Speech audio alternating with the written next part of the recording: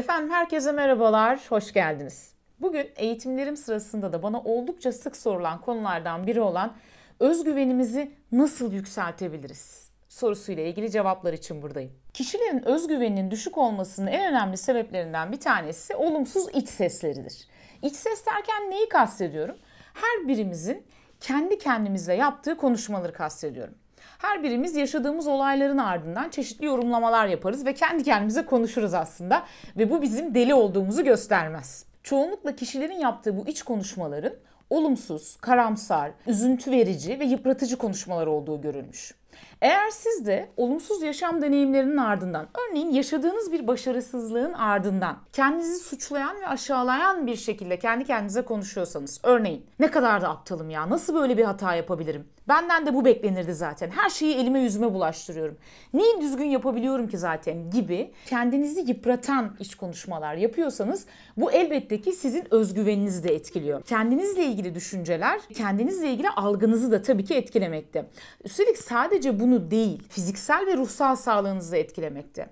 Unutmayın, yapılan araştırmalar gösteriyor ki kendi kendileriyle ilgili olumsuz değerlendirmelere sahip insanların depresyona girme ihtimali diğer insanlara oranla 3 kat daha fazla. O yüzden lütfen sizden ricam kendinize şefkat gösterin, kendinizi nazik davranın ve kendinizi sevin. O zaman özgüven için yapabileceğimiz birinci maddemiz iç sesini fark et ve eğer olumsuz bir iç sesse bunu değiştir. Peki ama bunu nasıl yapacağız?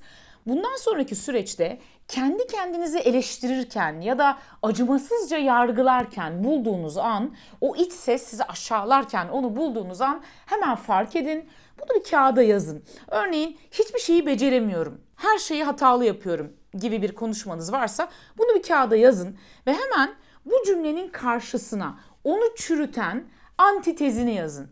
Yani geçen hafta şunu güzel yapmıştım. Aslında her şeyi kötü yapmıyorum. İyi yaptığım şeyler de var. Mesela örneğin geçen hafta noktayı iyi yapmıştım gibi, muhakkak ki iyi yaptığınız şeyler aslında daha fazladır. Çünkü bu yaptığımız iç konuşmalar çoğu zaman antirasyonel ve aşırı acımasız oluyor. Bunun zıttı bir cümleyi kağıda yazın ve şunu unutmayın, hiç kimse mükemmel değildir. Hepimiz hatalar yapabiliriz. Tabii burada gerçekçiliği de kaybetmemek gerekiyor. Yani ne kendinize karşı aşırı acımasız olun ne de aşırı iyimser olun. Unutmayın ki hatalar bizim için en önemli öğrenme kaynakları. Dolayısıyla herhangi bir konuda hata yaptığımda evet, kendimi aşırı derecede acımasızca yargılamayacağım ama bu bana ne öğretti? Bunun bir daha böyle olmaması adına ne gibi önlemler alabilirim konusunu da düşünmek gerekiyor. Özgüven konusunda ikinci önerim mış gibi davranmak. Mış gibi davranmak derken neyi kastediyorum? Şunu kastediyorum. Adeta kendinize çok güvenliymiş gibi, yani özgüveniniz yüksekmiş gibi davranın. Özgüveniniz yüksekmiş gibi konuşun, giyinin. Yani mış gibi davranın. Hakikaten de bir süre sonra bunu sürekli tekrarladığınızda buna kendiniz de inanmaya başlayacaksınız. Vücut duruşumuz, beden dilimiz duygu ve düşüncelerimizi etkiliyor. Bununla ilgili olarak daha önce kanalımda 2 dakikada modunu yükselt isimli bir videom vardı. Burada bunun mekanizması nasıl oluyor da beden dilimiz, duruşumuz, bakışlarımız, beyin kimyamızı, ne düşündüğümüzü, hangi duyguyu hissedeceğimizi etkiliyor, bundan bahsetmiştim. O videonun linkini açıklama kısmına yerleştireceğim. Dolayısıyla kendine özgüvenliymiş gibi davrandığınızda bir süre sonra gerçekten de bunu hissetmeye başlayacaksınız. Bununla ilgili psikolog Amy Cuddy'nin TED'de çok güzel bir konuşması var. Onun da linkini açıklama kısmına koyacağım. Türkçe altyazı seçeneğiyle izleyebilirsiniz. Psikolog Amy Cuddy çocukluğunda ileri zeka tanısı koyulmuş bir kişi, bir psikolog. 19 yaşında bir kaza geçiriyor ve bu kaza sonucunda kafasına aldığı darbeyle zeka puanının düştüğünü öğreniyor. Bu onun için gerçekten de büyük bir yıkım oluyor. Ama vazgeçmiyor. Çalışıyor. Diğer insanlar belki 2 saat çalışıyorsa o 12 saat çalışıyor ve sonunda Princeton Üniversitesi'ne girmeyi başarıyor. Princeton Üniversitesi'nde girdikten sonra ilk yılın sonunda yapacağı bir konuşmadan önce kendini kötü hissetmeye başlıyor. Özgüveni düşüyor ve kendini oraya ait hissetmediğini düşünüyor. Ve bunun üzerine konuşma yapmaktan vazgeçecekken ona destek veren bir öğretim üyesi yanına geliyor ve diyor ki hayır, çıkacaksın, bu konuşmayı yapacaksın.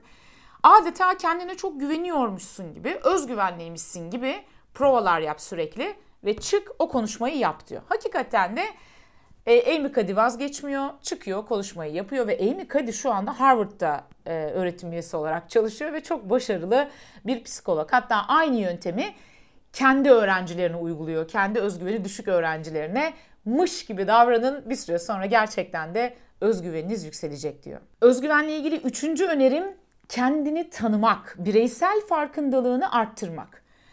İlim ilim bilmektir, ilim kendin bilmektir diyor Yunus Emre. Çok da güzel söylüyor. Aslında tabii ki her şeyin özü bireysel farkındalık. Yani kişinin kendini tanıması. Bunu nasıl yapabilirsin? Bunu şöyle yapabilirsin. Bir kere sürekli dışarıda olan, kim ne yapmış, o ne demiş, bu nerede gezmiş, o niye öyle yapmış gibi hep dışarıda olan odağını kendi içine çevir ve kendini tanımaya vakit ayır. Kendini gözlemle. Kendi güçlü yanların neler, kendi gelişime açık yanların neler, kendi zaafların neler, kendi yeteneklerin neler? Bunların üzerine düşünmen ve gözlem yapman gerekiyor. Hatta bunu yaptıktan sonra bir kağıdı önüne al. Kağıdın sol tarafına güçlü yanlarını, sağ tarafına daha zayıf, gelişmesi gereken gibi gördüğün yanlarını yaz. Ve kağıdın sol tarafına yazdıklarından destek alarak, yani güçlü yönlerinden destek alarak sağdaki daha zayıf olan, gelişmesi gereken yönlerini geliştirmeye başla. Tabii bunu nasıl yapacaksın? Bunu yapabilmek için bol bol okumak, araştırmak ve kendini gözlemlemek gerekiyor. 4. maddemiz ise şu: değerinizi belirleyen şey, yani kendi değerinizi belirleyen şey başkalarının düşünceleri olmasın. Bunu kendinize kabul ettirin. Çoğu zaman aslında diğer insanlar sizin düşündüğünüz kadar sizi gözlemlemiyor ve hatalarınızı kollamıyor. Öyle olsa bile, diyelim ki sizi gözlemleseler bile size karşı, sizin eksikliklerinize ya da hatalarınıza karşı sizin kendinize yaptığınız kadar acımasız değiller. Acımasız olan birkaç tane insan varsa bile bunların ne dediği asla benim değerimi belirlemez. Dolayısıyla her zaman şunu unutmayın: sizin değerinizi belirleyen şey diğer insanların düşünceleri ve yargıları değil, sizin kendi düşünceleriniz. Bunların da olumlu olmasına gayret gösterin. Özgüvenle ilgili 5. adımımız bilgiyi arttırmak. Aslında özgüveni arttıran en fazla şey bilgi ve beceridir. Yani bilgin ve becerin arttıkça özgüvenin de artar. Dolayısıyla hangi konularda, hangi alanlarda bir özgüven eksikliği yaşıyorsan, eksik olduğunu düşünüyorsan o alanla ilgili bilgi ve beceri düzeyini geliştirmeye çalış. Bunu nasıl yapacaksın? O alanla ilgili okuyarak, o alanla ilgili çalışarak. Bunları yaptıkça zaten bir süre sonra özgüvenin de yukarıya doğru gelişmeye başlayacak. Emeksiz yemek olmaz. Oturarak özgüven gelişmiyor.